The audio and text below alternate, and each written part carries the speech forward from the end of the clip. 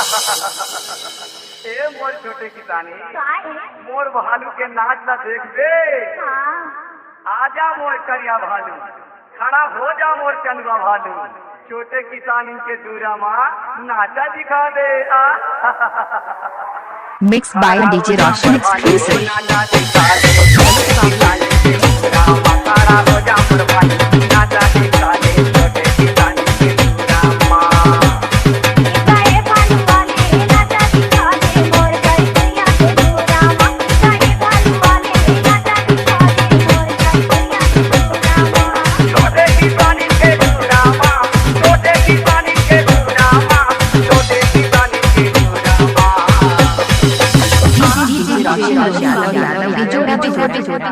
काहेगा? तोर दूरा खोल ना, खोला तो हाँ। खड़ा हो जा मोर भालू, नाचा दिखा दे, छोटे किसानी के दूरा माँ। खड़ा हो जा मोर भालू, नाचा दिखा दे, छोटे किसानी के दूरा माँ। काहे भालू वाले नाचा दिखा दे मोर करिया के दूरा माँ। काहे भालू वाले नाचा दिखा दे मोर करिया के दूरा माँ।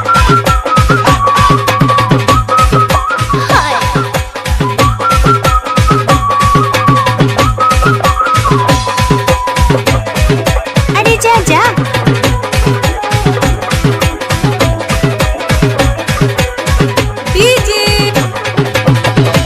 Mixed by DJ Roshan मोर भालू पहले कर ले नमस्कार,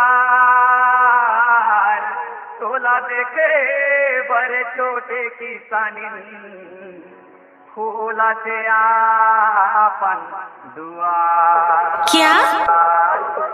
खोला से आपन दुआर।